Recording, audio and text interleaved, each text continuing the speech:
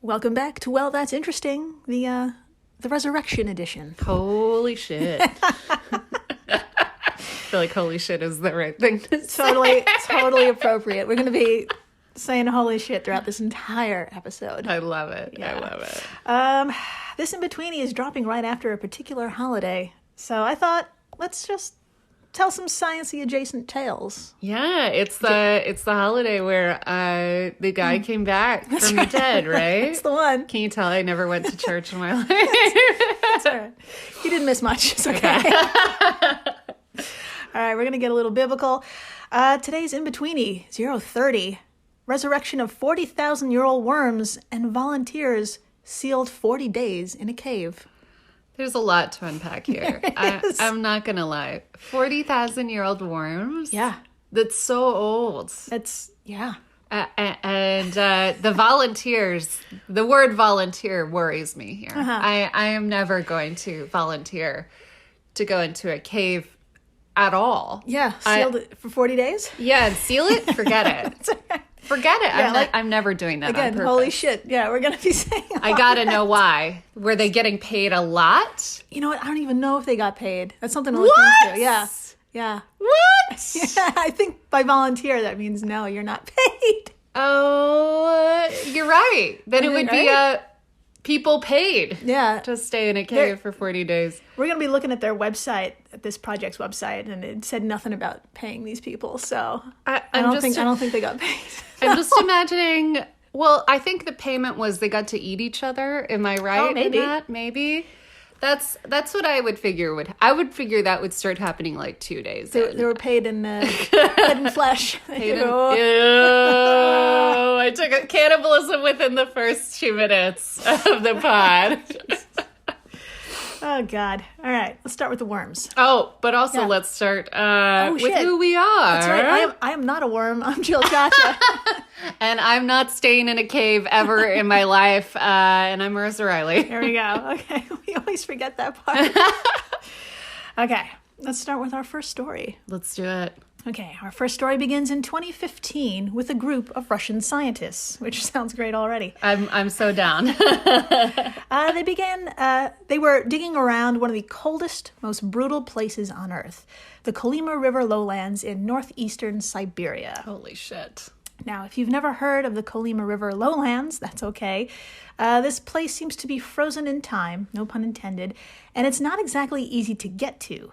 We're going to provide a map on our Instagram, Well, That's Interesting Pod, but right now, Dr. Marissa, I'd like to show you a map of Russia, which is 11 time zones across. It's fucking enormous. Wow.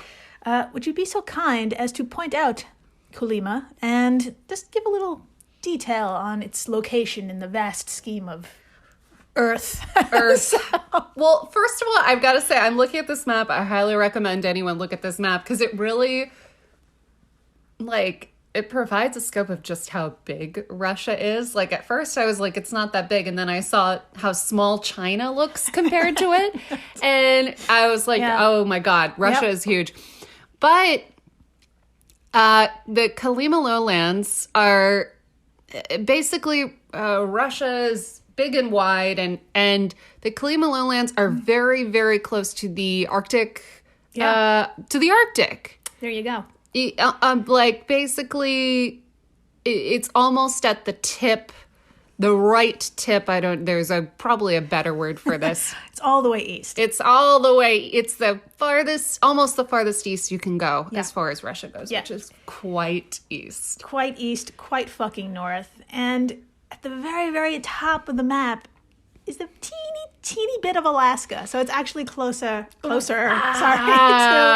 Alaska than Moscow, which is all the way to the west. So it's up there. That's incredible. Yeah. So according to Encyclopedia Britannica, these lowlands extend along the northern coastline for over 1,800 miles. Wow. And they're so far east, they fall into the last time zone. The weather as we speak, the high this past Easter Sunday was a balmy 10 degrees Fahrenheit or negative 12 Celsius. And the low that night was very low, negative 24 degrees Fahrenheit, negative 31 degrees Celsius. Hot damn. I was complaining the other day because it was 40 degrees. Yeah. I think at night. So I was like, it's not that old. So this is springtime, so you can imagine winter. Yeah. Now, the research team, which I hope was fueled by vodka, Definitely. dug into the permafrost as far down as 100 feet, taking over 300 samples as they went. And wouldn't you know it, in the middle of nowhere, deep within this cold hellscape, as I would call it, two of those samples had frozen worms in it. One sample found in what was assumed to be an ancient squirrel burrow, which is adorable. Amazing. And the other found alongside a river, like in a more glacier-like environment. Okay. Now, would you like to see these roundworms, or nematodes as they're classified? Absolutely. They're kind of unassuming, but why not put a face to a name, I guess. Let's do it. This photo will also be on our Instagram. Yes. So, how would you describe these worms that they found? So they look like worms. Yeah. I'm not gonna lie. These are black and white photos. Several photos in one. The first photo, it looks like if you had a piping bag and you kind of accidentally piped a long tube of it. Yeah. Is that like it looks like some icing that you accidentally piped out. Can you tell I've watched a lot of the Great British Baking Show this year? Yes, probably. But among the pictures, it looks like there's a lot of things inside of this worm. It's got all these little crevices and holes and things. Little organs inside. Little organs, little things going on in there. And then at one, you can see this is the face, right? That's its face. That's its face. Or it could be its ass, or both. Or because both. Nature. You know how nature works. Yeah. Could be both. For a face or an ass, it's pretty adorable. It's got this little mouth question mark and an eye question mark and whiskers question mark. Could be all those things. Super cute. I definitely know that they're super tiny, less than a millimeter. And what makes these worms incredible is that they were found intact, hardly damaged, and they were found in land samples dating as far back as 32,000 to 40,000 years, which means they could possibly be just as old. That's incredible. Is this the oldest living thing? They're alive? They were frozen. They were frozen when they were found. Okay. So they were frozen when they were found, and they were intact, hardly damaged. And with all of this in mind, our scientists did what any of us would do with this discovery. See if we can bring them back to life. Yes!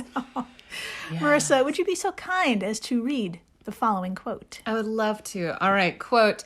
After isolating intact nematodes, the scientists kept the samples at 68 degrees Fahrenheit and left them surrounded by food in a petri dish just to see what would happen. Over the next few weeks, they gradually spotted flickers of life as the worms ate the food and even cloned new family members. These cloned worms were then cultured separately, and they too thrived. The discovery, if legitimate, would represent the longest surviving return from the cold ever seen in a complex, multi-celled organism, dwarfing even the tardigrade. End quote. Yeah. Oh my God. Mm-hmm. So, okay, just to recap. Yeah. They found these frozen, dead-looking worms, right? Yeah. 40,000 years old. Yep. Then they put them in little baths with food. That's right. And they woke up. They just woke up. Yeah. I would too. I would wake up for a little bath with food. I'd wake up for food. I'd wake up for... I did that today. I think that's why I wake up every day. People are like, yeah, do what you love is the first thing you think of when you wake up. And I think the first thing I think of every morning is, what am I going to eat? Yeah. Is it going to be hot Cheetos? There you go. That's how we could revive you 40,000 years from now. Just hold a little hot Cheeto under my nose. Perfect. And I'll be like, tardigrade, if anyone doesn't know, it's hard to explain. They're like these microscopic animals, also known as water bears.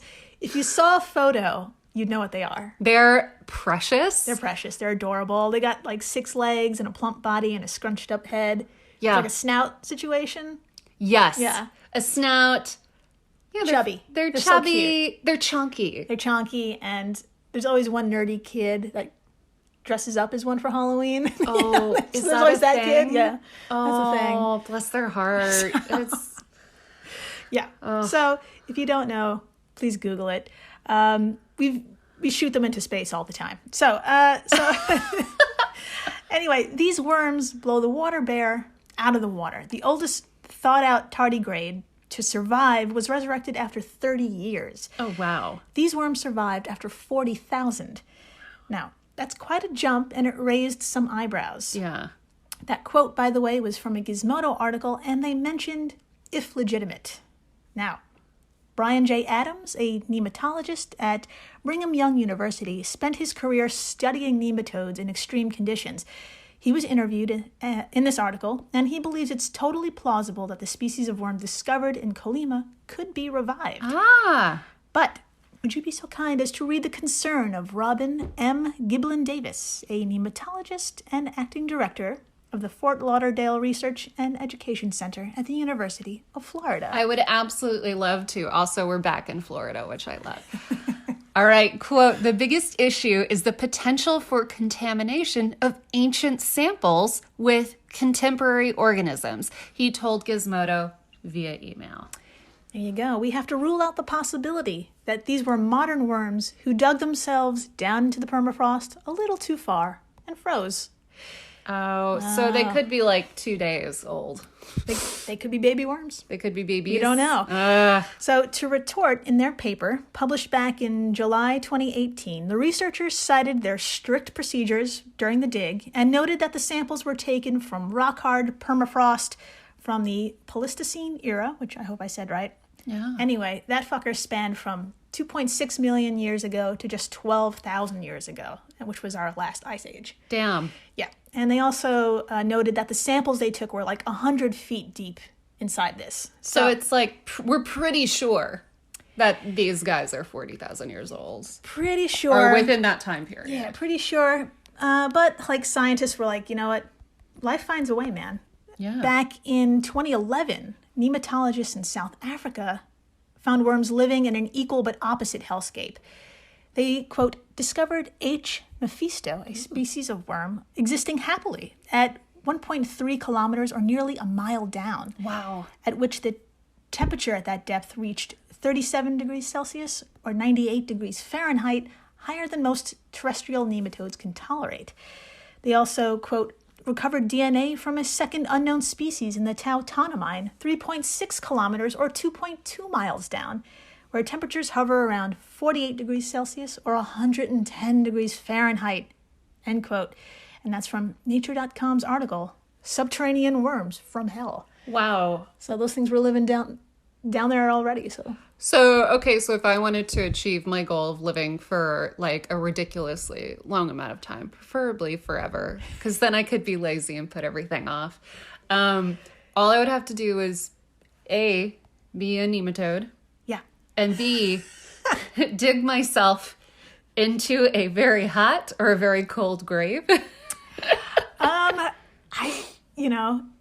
It's hard to say. So those frozen guys, they were just like in a, what do you call it, hibernation? Okay. These worms down in this like nearly 2.2 miles down, they were still alive and kicking. So, wow. Okay. Yeah. So, okay, I got it. So if I want to like hang out, go into the hot dirt. Do you like how I put this into terms that a 7-year-old would be like, okay, you've made this too easy for me. Like, so if I want to stay alive and I'm a nematode, I go in the hot earth. But if I want to hibernate, I go into the cold. If you want to hibernate, go cold. Okay. Okay. Sounds good. If you want, just, I don't know. It doesn't sound very pleasant either way. Neither sounds fun. I mean, your options aren't great if you're looking at really cold or really hot. Anyway, so how do we solve this discrepancy to decide if they're old worms or new worms? So if you said use extremely difficult, sophisticated DNA tests, You're right. Oh my God, I was totally going to say that. Dr. Marissa, if you would be so kind as to read. Absolutely. All right, quote, after 40,000 years, we should expect to detect significant differences in evolutionary divergence between ancient and contemporary populations. And that was by Byron J. Adams, the nematologist at Brigham Young University. There you go. So if found conclusive that these complex worms can survive after thousands of years in sub-zero temperatures, this could have huge implications. And the New York Post, of all places, said it best. Really? Yeah. Some astronomers believe that organisms could be transported between planets on asteroids while remaining frozen for the length of their trip through space, only thawing once they come crashing down on an alien world. It's one of the many theories about how life spreads throughout the universe. I actually saw a movie, the name is escaping me, where a man and a woman were frozen on this like ship that was going to a planet, and it was going to take 200 years, so they were frozen. Yeah. But they accidentally woke up before. Ugh. And, oh no. And it ended up being like a rom-com in space. This sounds like hell. And for many reasons. It was that white guy that's in everything, and Jennifer Lawrence. And they were just hanging out on this ship, not being frozen. Anyways, I've talked too long about this. I kind of fell asleep at the end. I'm sorry if anyone loves this movie that I can't remember the name of and fell asleep through. Sweet Jesus. Anyway, sounds like too many scripts in one. It was too many cooks in the kitchen. Yeah. So we went from Siberia to life on other planets.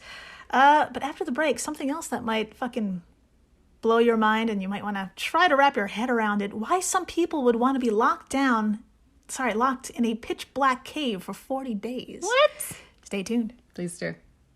Hello, everyone. You may recognize me as Gabby from the History of Everything podcast. And my name is Brenna, and you don't recognize me from anything yet. Together, we're two scientists who explore all of the weird little questions and conspiracies of the universe in our new podcast, Mystery of Everything. Everything has an explanation. We hope. But that is what we're here to figure out.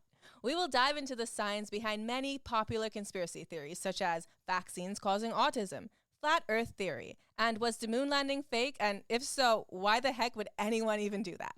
But it's not just conspiracies. There's a lot of cool mysteries that we will attempt to use science to explain, such as near-death experiences, what made the Vikings go berserk, and can I control my co-host with MK Ultra? Wait, what? Anyway, make sure to check out the Mystery of Everything podcast everywhere where you find your podcasts.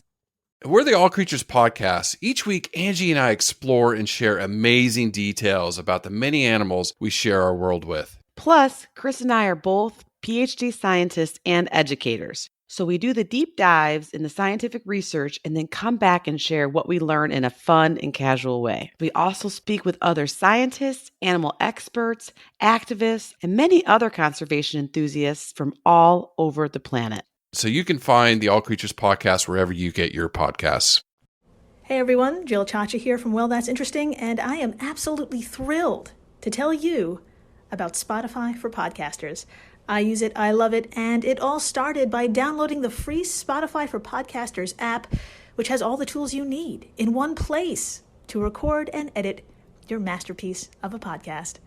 Spotify for Podcasters also distributes your show to all major platforms. So when you hit publish, your episodes will stream not only on Spotify, but I'm talking about the Apples, the Googles, Stitcher, Good Pods, the other ones. You get the idea. And you can monetize your podcast with no minimum listenership required. You could also set up monthly subscriptions and record ads just like this one. So what are you waiting for? Download Spotify for Podcasters today and start changing the world. Oh, and please, stay interesting. And we're back. We are so back. We're so back. And we're heading to France. Fuck yeah. Fuck yes. But it's not to enjoy the country's exquisite beauty or bountiful patisserie. God damn it. No, it's going to be the total opposite of that. Fuck. More about our location. We are in the rural region of Ariège, located at the very south of France, along the border with Spain. God damn it, that sounds fucking fabulous. It really is. It's painfully gorgeous. According to its tourism website, ariage.com, quote, "It is one of the most unspoiled regions of France, whose inhabitants have held fast to their traditions. The countryside is wild but easily accessible. Top-grade trout streams rush down forested mountainsides into rivers where kayakers paddle." I am not going to lie. Ariage sounds like a lingerie brand that I can't afford. Or perfume, yeah. Or perfume. It just sounds like something that a lot of white cotton, maybe a little bit of lace, sort of minimal, but also cottagecore. Yeah, I would not buy any of this, but I would covet it and follow it on Instagram. Oh, yeah. Yeah. For sure. Continuing with its website, quote, "Its many prehistoric caves, Cather Chateau, and World War II escape routes over the mountains are a testament to the ways Ariage has served as a place of refuge and resistance throughout history." Oh, la la. I know. I mean, it reads like a goddamn wine bottle, like Yeah. a label. I drink it. So under the menu option, what to do, first on the drop-down list is walking and hiking. And would you like to see a glimpse of how painfully gorgeous Ariage is? And would you be so kind to tell us what stands out? I would love to talk about this picture. It looks like the opening shot from The Sound of Music. Yeah. To a T, it looks exactly like that. There's a field, there's a bunch of mountains. The hills are alive, let me tell you. I'm trying to think of what stands out. I guess it's the two people walking right about where Maria von Trapp would be. Mm-hmm. That's it. Yeah, just a shit ton of mountains. Shit ton of mountains. Shit ton of mountains and a shit ton of caves in those mountains. And one of them will be sealed for 40 days with 15 volunteers inside it. And you lost me. All right. Welcome to a project called Deep Time. And I'm back. Deep Time sounds hilarious. It sounds like porn. I can't wait. Deep Time? Really? I got myself. Oh, no, she's gone. Oh, there she goes. It's okay. It's okay. Come back. All right, tell me more about Deep Time. Oh, God. It's in all caps, too. I'm reading Jill's notes, and it's in all caps and italics. I'm like, this is dirty as fuck. Okay. I'm going to not laugh throughout this whole... All right. Here we go. Just this past March 14th, we said goodbye to 8 men and 7 women, all in the name of research, I guess. According to IFL Science, quote, "The goal is to observe the effects of long-term isolation without any concept of time. As such, they will have no source of light, no phones, watches, or any other method of knowing even what day it is. The only source of light will be provided through using a pedal-driven dynamo to create electricity." End quote. Okay. Yeah. I'm already so worried. I'm so worried. So worried. So let's set the scene inside, which news outlet Le Parisien states is one of the largest caves in Europe. No sunlight means it's a little chilly, around 50 degrees Fahrenheit or 12 degrees Celsius. And like all caves, it's humid as fuck, about 95% humidity. Nice. So, in sum, you're sweating and cold while trying to generate light using cardio in a disoriented state. Wow. I didn't think I could be more against this, but here I am being more against this. Wow. Yeah. You want me to work out for electricity? Yes. No. I can't even. No.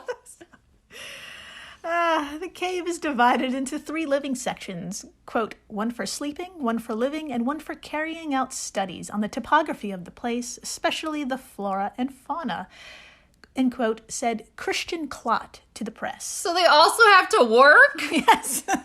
Oh my God. This is asking a lot from people. Maybe I'm just too American to be like, you want me to work out and go to work? Are you kidding me? I thought this was a porn shoot. What? Is this not, what was it called? Deep Time. Deep Time? Is this not Deep Time? Okay. Christian Klott also added 4 tons of material were sent so that the 15 volunteers could live independently. I'd like to also add they'll have to harvest water from the cave itself in order to stay hydrated. Jesus. That's right. Water's not included. So. I'm not even going to get started on that. Now, would you like to see a few photos of that 4-ton? I guess. Now, these photos are on the project's website, deeptime.fr. Not to be confused with any other deep time dot anything. You will find porn. Yes. Okay. Please make sure you type .fr. Would you be so kind to describe as what's provided and any concerns you might have with what the photos you see? Yes. Okay, so I'm pulling up the site. And here's the first photo. All right. So it looks like they're at the entrance of a really beautiful cave. I'm not going to lie. And it looks like in front of each of them, they have like a lot of piles of rope, a lot of those little things that are like keychains. Do you know what I don't know what it's called. A lot of mountain gear. Like It's mountain gear. It's like the little keychain clips and stuff that if you've ever seen the horror movie, The Descent. Yes. It's all the stuff that they brought, which ultimately didn't help. Yeah. And then they've also got these plastic barrels. Yeah. And here's a photo of them carrying them into the cave. Awesome. And it's a lot of shoes. I'm seeing a lot of clothes. Yeah. They've got these barrels. I'm guessing that's full of the stuff that they need. Yeah, and that's seeing some tents. I'm seeing some people who are smiling. This must be the before picture. Yes, it is. Is there an after picture? Oh, we're going to talk about that. Is it because they all died or ate each other? That's okay. I'm sorry. I'm jumping to conclusions which are reasonable. Very reasonable. I did not see photos of where they poop, where they're going to pee, how much food. None of that is on the website. I have not seen one picture of food in any of these pictures. Yeah. So, you're also probably wondering who Christian Klott is. Well, what he's not is a researcher.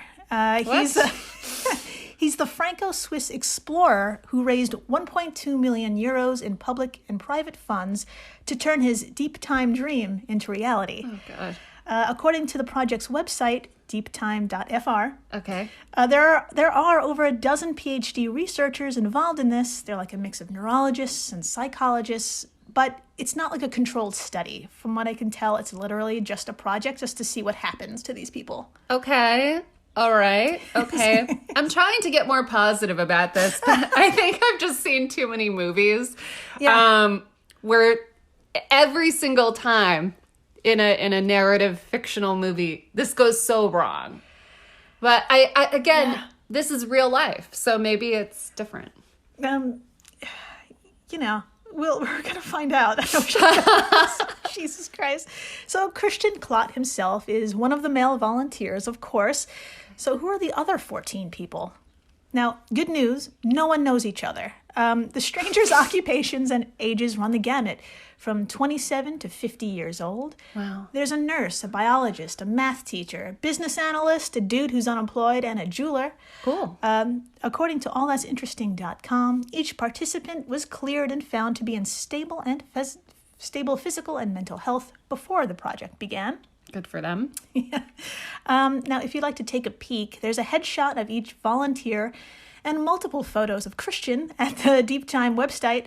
But if you just imagine a white dude explorer in your head, he looks just like that. I'm imagining it. Yeah. Yep, I've got it. Okay, now, I do have his headshot here. Now, would you like to see it? Yes, I would love to. Now, in your mind, though, before I show you, what was in your head? You just said you just pictured him. What? So he's white, obviously. Mm-hmm. I'm gonna say he has long hair. Mm-hmm. Maybe a dread or two. Okay. I don't know if we'll be able to see this in the headshot, but I can guarantee some tattoos that lack awareness. Okay. Am I cruel? Am I mean? You're not cruel, and you're not too far off. Here's his headshot. Oh, he doesn't look as douchey as I thought. You know, I'm coming at this from a negative perspective. He is wearing a douchey hat. Yes. Okay, so he's a white guy. He's got a little bit of stubble. He's wearing a hat. He's looking off into the distance. I'm sure he's perfectly fine. Yeah. Perfectly nice. He's wearing a khaki shirt. He's wearing a khaki shirt. There you That's go. fine. Looks like it's a little wet. So. Well, because he's outside, you know. I'm sure he has no tattoos that are unfortunate. Yeah. And hopefully the people in the cave will never find out whatever his tattoos are. Yes, please ignore my, my judgments. So let's hear from an actual volunteer. Would you please read the interaction between Arnaud Burel, a 29-year-old biologist, and the news outlet Le Parisien? Yes. And this was translated by Google, so it's a little rough, but if you would do the honors, please. I would love to. All right. In his own words, he agreed to participate in the mission, and I quote, to taste this timeless life impossible outside with our computers and mobile phones, which constantly remind us of our appointments and obligations, end quote. However, he is apprehensive about group life. Quote, it is not easy to live with 14 people that you do not know. In a closed space, communication will be key, end quote, according to him. The conditions of total isolation from the outside world do not scare him. Quote, 40 days in a lifetime, isn't that a drop of water? End quote, he adds, laughing, reassuring himself of the possibility of, and I quote, going out at any time, end quote, if it becomes unbearable. That's the quote. That's good to know that this quote actually reassured me a lot. Oh, really? Okay. Yeah. I see why he's doing it. He wanted to see what life is like without phones. Mm-hmm. And they're a huge source of anxiety, and a lot of problems. And he's right. 40 days in your life is, Yeah. it's a short period. It's not much to, it's not that long. It's a little over a month. And, Yeah. And I didn't realize they could leave anytime. That's fantastic. That's really wonderful. That's fantastic. They could leave at any time for any reason. Like if someone starts to just walk around naked or they lose their mind. Yeah. I was going to say, in my mind, they are being locked in, like Grave Encounter style, which is a movie no one has seen except for me and Jill now because I made her watch it. It's pretty great. But yeah, no one's going to be locked in. There's no ghosts. There's probably no cave creatures. We don't know. Oh. But are you saying there's ghosts or cave creatures? I think, he's like 40 days, what is that? But it's 40 days that it's 40 days. They're not going to have a sense of time. This is true. Yeah. So imagine,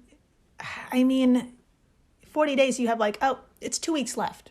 2 days left, 2 hours left. And I think that really motivates people. But if you don't know, there's also no light.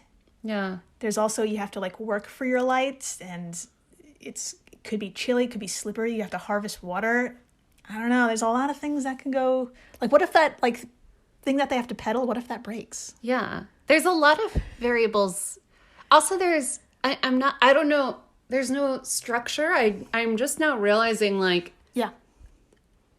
We use time to structure our days and to get through things. And while it can be restrictive, it's also really helpful. It kind of it's a swaddle for your brain. Yeah. And it also helps you they're not going to have watches or time. So how do you know, how are you going to measure how long the light that you did produce, how long that's going to last? Yeah. And how do you schedule? I did it for an hour. Now you do it for an hour. How do you do that? Yeah. So I think when you really start to think about it, it's not a vacation with 14 people you don't know. It's really not. Yeah. Ooh. Yeah. So, like we said, they went in on March 14th, and it's now April 5th. Wait, they haven't come out yet? No, they're in there. They're in there right now? Yeah. Oh my God. Yes. Oh wow.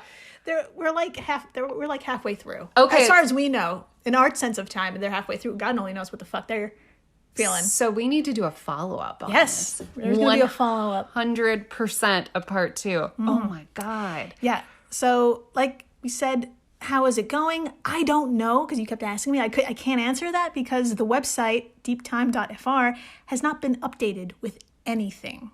I have no idea how it's going. Oh my God. Yeah. So I don't know if no news is good news. Oh. They could have been eaten by cave creatures. I don't know. I can't say. I wonder if one of them is left. I wonder if all of them have left and none of them are ever going to update the website because they were like, this was the worst idea ever. They're scheduled to be released on April 22nd, and that's really all I could say right now. Oh, I'm going to put that in my iCal. I'm so goddamn curious. Yeah. Oh my God. I wish they could have filmed this. That would make the best. I would watch that movie. Oh, I want to know when that shit's coming out. Damn. 110%. Damn. I want to know what the fuck is going on. You guys, come back. As soon as we know more about Deep Time, we are going to update you guys hard. Yeah. On Deep Time. On Hard Deep on Time. Deep Time. Gross. I'm so sorry. Oh, yeah. There's definitely going to be a follow-up. I hope to God there's going to be video and, oh man. Yeah. I'm pumped. So, in the meantime, rate, subscribe, tell your friends. Yeah. Tell your friends about us. Tell your friends about Deep Time. That's right. And stay interesting. Please do.